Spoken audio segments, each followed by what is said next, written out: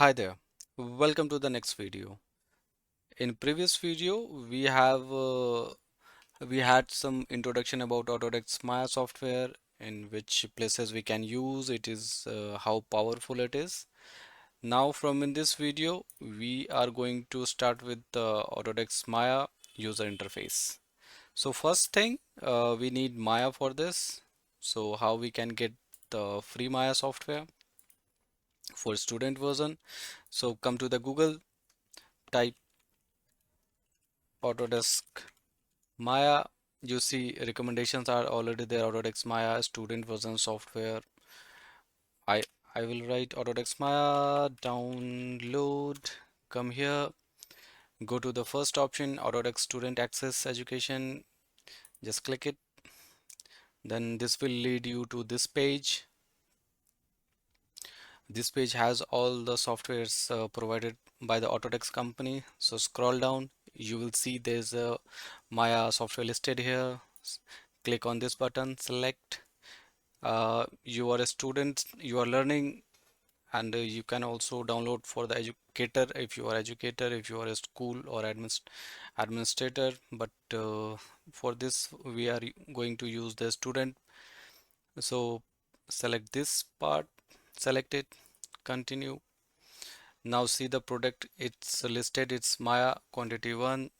Go fill up your email address, confirm your email address, agree with it. And educational institution, you have to give your educational institution name, school or college name here. Then educational verification, in fourth, you need to have your ID card ready so you can upload here in the this section here.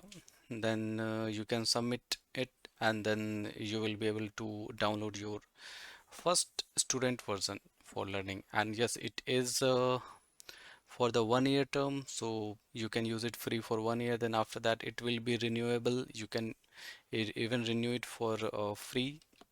So yes. Then coming to Maya, after downloading and installing the Maya software, you will have this kind of user interface. I am using Maya 2018. You must be having the latest version, maybe 24, or you can download the this version also.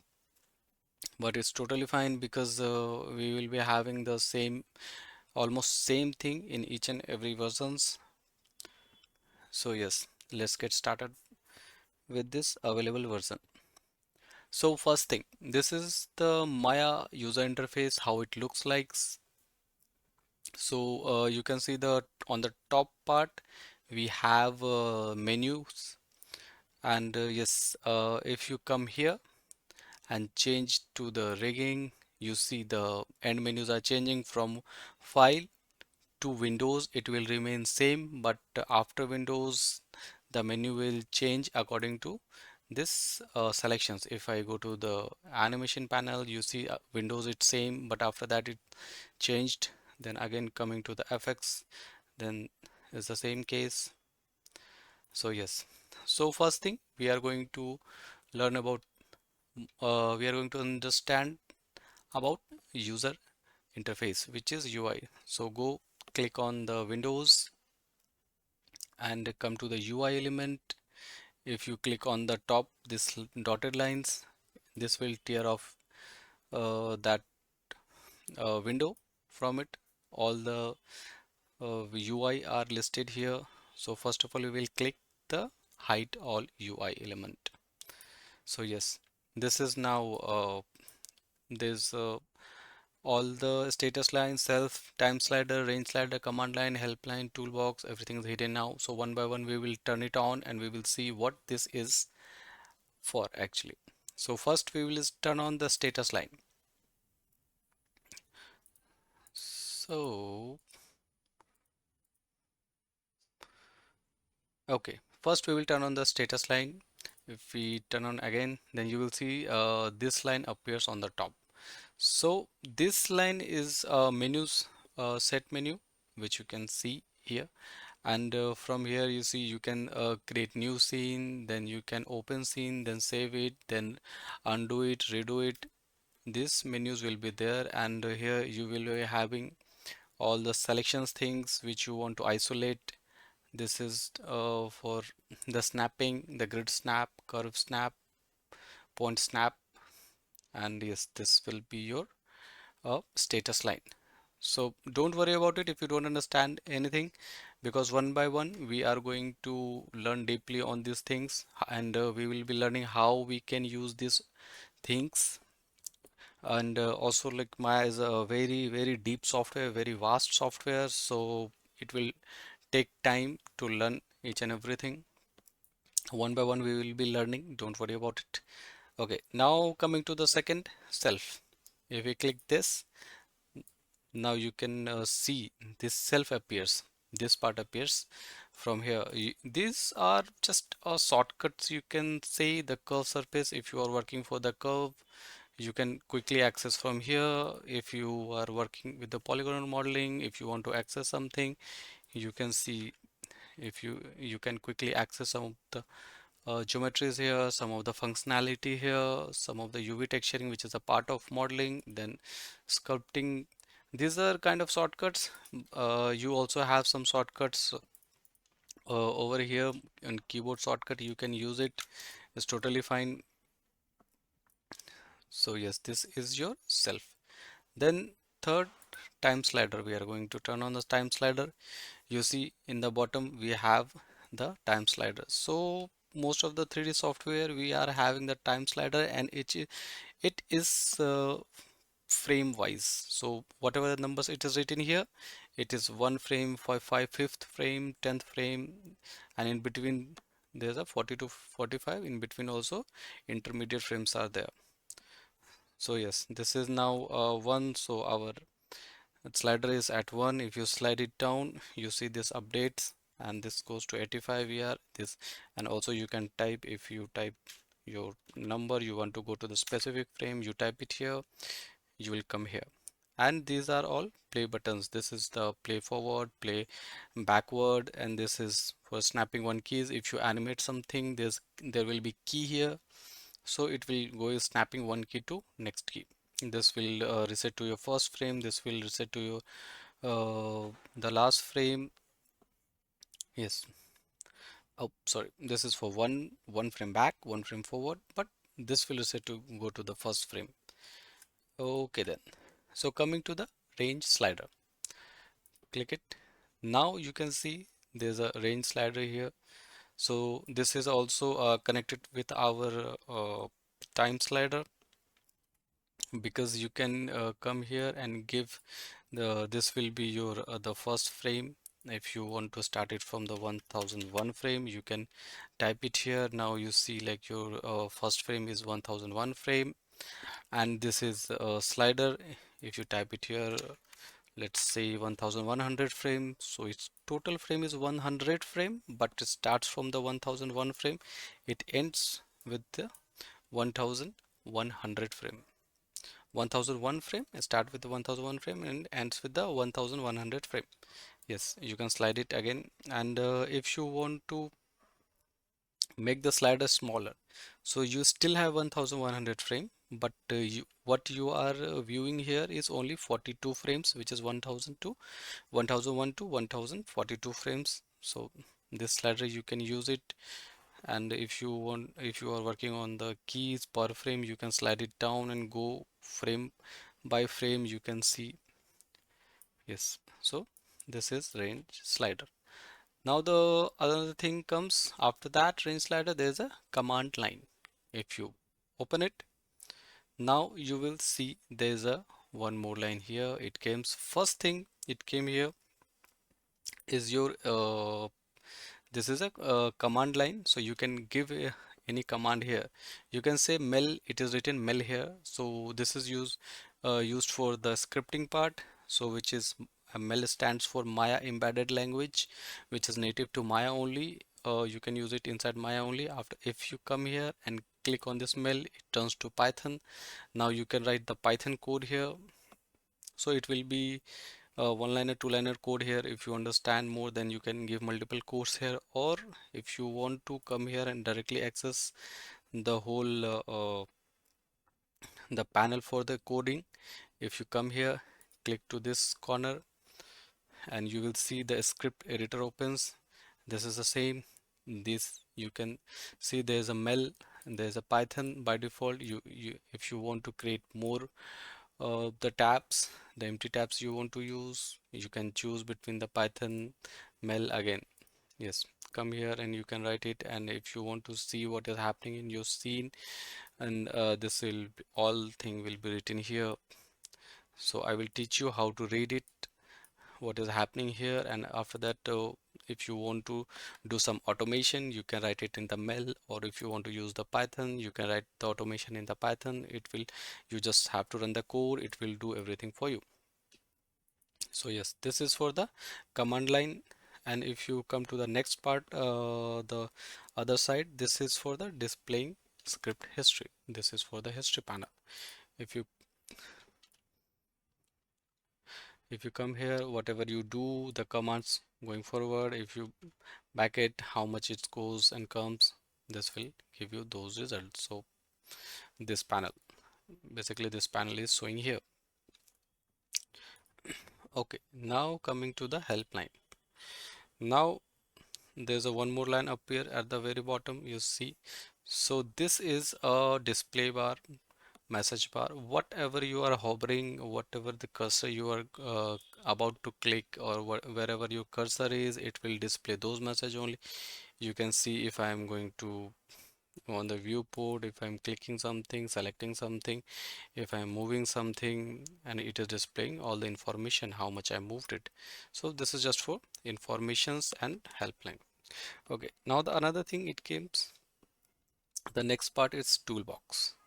Toolbox is optional. If you want to click it, you want to open it, and yes, by default it's there, but if you turn off everything, it will disappear. Now come to toolbox, this thing appear. On the top side you can see these are all gizmo controllers, whatever we are using here. If you see, this is the arrows, these are for the translations, and this is selected already. If you come click here, now this is for the rotations. If you come here, click here, now this is for the escalation gizmo you have turned on. Now the bottom part, this is for UI thing. If you click here, if you click here, if you click here, you see it is changing according to this thing. Okay, now so these are for the UI elements which is listed under the Windows. If you go here again, come here, UI elements, this all we have already discussed. Now we will discuss about this viewport. What is this viewport? So first of all, if you want to toggle this viewport, then click Alt, then click right mouse button, then you can zoom in and zoom out. You can scroll also, zoom in and zoom out. Then if you press Alt and the right mouse button, then you can toggle it. You can see, you can rotate the viewport, and if you click Alt with the combination of middle mouse button, then you can pan it to the direction of left, right, top, wherever you can pan it. So this viewport which we are seeing is, it is called the perspective. This is written here PERSP, which is short for perspective viewport. This is a perspective viewport. Now we will explore more viewports. You see, like, come here and click on this. Now you will see there's a three more viewports arrived. So one is top Y, which is a top view of an object. This is a front view of an object, and this is side view of an object. So, and if you notice, you can see these all menus are separately available for all the viewports, because this is viewport specific settings. If you want to do some isolation, click it here and click here. So you see this is isolation button actually. So if I isolate this, but in other viewports this doesn't affect anything, only this viewport has this affected thing, because these all menus are a viewport specific menu. So yes, so these all menus are very useful, because if we want to animate something, if we want to create model something, we need to view it from different angles actually. So for this, it is very useful. It is very useful for all the viewports. So, and yes, if you want to large any viewport, the full screen, just hover over your mouse on the viewport and press space button, and then again press space button to come to its default. Then whatever this viewport, if you need to see it, if you want to see it in the view full screen, just click it, then again click it. So you can use it like that. If you come here, perspective, click it, and it will be your full screen viewport. If you want to go back, just click it here. You can go back over here. So this is for viewport, and yes, there are so many settings over here. I will show you in later videos what these all options will do. And other thing is this grid. What is this grid, and why is this are for boxes? So this grid is the if you see the viewport, this is an infinite space. Actually, you can scroll anywhere, you can move anywhere, you can go anywhere, but we need to have some base, we need to have some 0 point to start with. So this is what representation of the 0. This grid is on the base, this is the center part. If you do something going top of the grid, it will show you the plus value. If you go below your grid, it will show the negative value. You can see here I am moving here like y-axis, same here in x-axis also. If you bypass the center part over here, this starts giving negative value, this will give the positive value. So this is a center part of the scene. So we can refer any object, we can find any object. If whatever we create by default, it will come on the grid itself, or if you want to make it manual, you can do it, but by default it is set it like this grid will appear here. And now what are these boxes? So boxes are units. If in real world we are having units of scaling things, for example, we have units of meter, we have units of feet. So whatever your user interface, your preferences are set it up for feet, then each box has 1 feet, 2 feet, 3 feet. Each box represent one feet. Whatever you moves here, how much divisions are here, you are that feet far. If it is set it up on the meter, then it is that meter far. If you, and yes, if you need to change those settings, come here, click on this button. So we are going to find there are lots and lots of settings, so don't worry about it. I will teach you. Coming to the display, let me find first. Yeah. So you can see there is a centimeter. So now it represents, every box represents, one box represent 1 centimeter. If you want to change it to the meter, now if you move one box to another box, it will be your 1 meter, 2 meter, 3 meter, and so on. You can change for inch, foot, yard. These are all, but by default it is set it of centimeter. But all of the studios have different parameter. They set it up like that. You need to follow that only. You did not.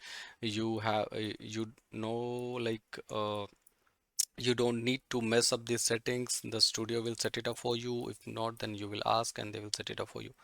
Okay. So this is all about your grid. Okay, now coming to the right hand side, you can see there is a menu, channel box and layer box, and coming, this is the top section, and if you come to the bottom section, there's a layer section, which is your layer editor and animation editor. So if you select something, and if you want to come here and create a new layer and assign the object, if you create new layer, so if you need to hide something, if you need to template something, if you need to reference something, the thing will be there, but it will be not selectable anymore. It is just for reference purpose, so you can use it for referencing, and you can edit other thing by taking reference from this part. If you need to have it like a template, this T represents for template. Now you can see it's transparent also, so you can use it for that context. So layering, and also if you don't want to see, but you need to have that object there, but you don't want to see here, there are other methods also, but this is a handy method. You just like assign into the one of the layer and turn it off, visibility on and off, you can see. Okay, now coming to the modeling toolkit, the second thing, it comes with modeling toolkit. Now modeling toolkit has, this is for the modelers mainly, but anyone can use it. So this is an object, this is an vertex, this is your edge, and this is your face. So what these things are, come here, select any of the object. For example, I'm selecting this cube.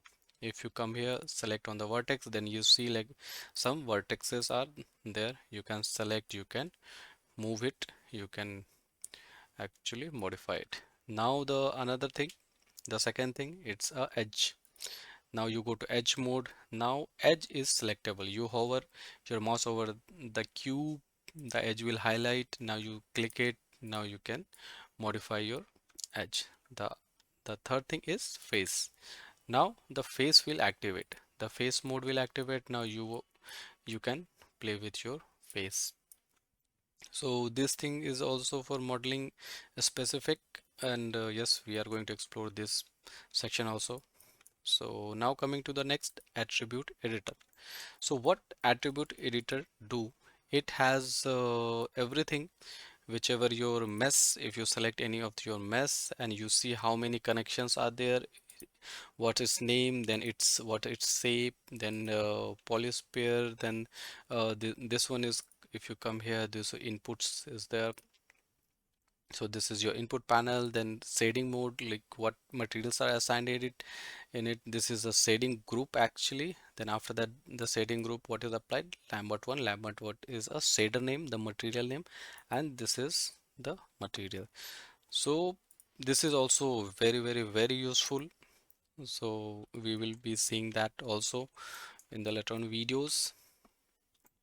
So yes, uh, this concludes our this video, Maya UI thing. This is quick because we need to cover more videos, and Maya will be very long, very long series. So please keep practicing it. So once again, if you need to toggle your viewport, press Alt, press the right mouse button, then you can toggle the viewport, press Alt.